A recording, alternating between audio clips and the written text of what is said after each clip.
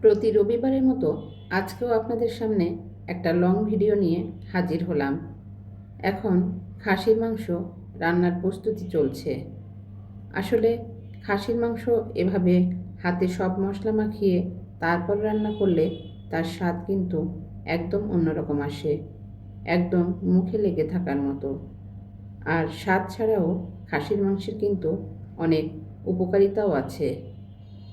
এতে আছে প্রচুর পরিমাণে প্রোটিন, আয়রন এবং জিঙ্ক, যা আমাদের শরীরের রোগ প্রতিরোধ ক্ষমতা বাড়াতে আর এনার্জি দিতে দারুণ সাহায্য করে। তো চলুন পুরো রান্না দুটো দেখতে থাকুন। এক চুলায় তো খাসির মাংস কষানো চলছে, আর অন্য চুলায় শুরু করে দিলাম চিংড়ি দিয়ে লাউ ভাজি। সত্যি বলতে চিংড়ি দিয়ে লাউ ভাজির সাথে জড়িয়ে আছে অন্যরকম একটা আবেগ। মায়ের হাতের এই রান্নাটা খেলেই যেন মনটা ভালো হয়ে যেত। ছোটবেলায় কত শত স্মৃতি মনে পড়ে যায় এই কম্বিনেশনটা দেখলে।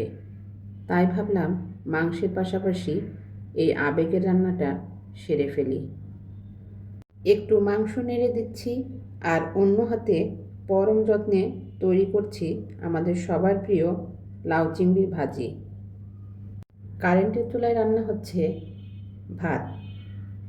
গরম হাতে এই দুই আইটেম দারুণ জমে যাবে।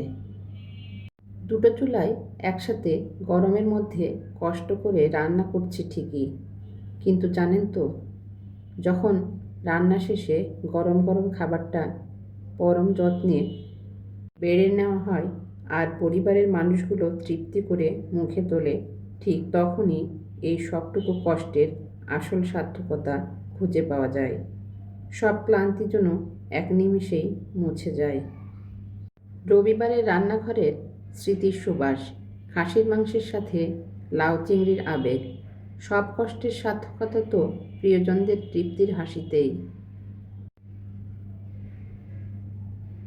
মাংসটা ভালোভাবে কষিয়ে নিয়েছি। এ পর্যায়ে দিয়ে দিয়েছি আলু। মাংসে আলু ভীষণ পছন্দ করি। কষানো শেষ, এখন প্রেসার কুকারে মাংসটা রান্না করব। খুব বেশি না, মাত্র 4টা সিটি দিব। প্রেসার কুকারে রান্না করলেও আগে কড়াইতে কষিয়ে নিলে দারুণ স্বাদ পাওয়া যায়। তো এখন 4টা সিটি দিলেই আমার রান্নার পর্ব শেষ। তারপর পরিবেশনের পালা। আমার মনে হয় খাবার পরিবেশন মানেই সুখের দারুণ একটা সময়। আপনাদেরও কি আমার মতো এমন মনে হয়? জানাবেন। প্রতি রবি আর বৃহস্পতিবার সন্ধ্যা 6:30টায় আমার লং ভিডিও নিয়ে আপনাদের মাঝে হাজির হব। তো আজকের ভিডিওটা আপনাদের কেমন লাগলো?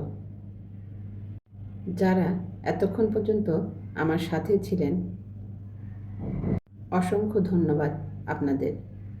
তো খাবার পরিবেশনের সাথে আজকের মতো বিদায় নিচ্ছি।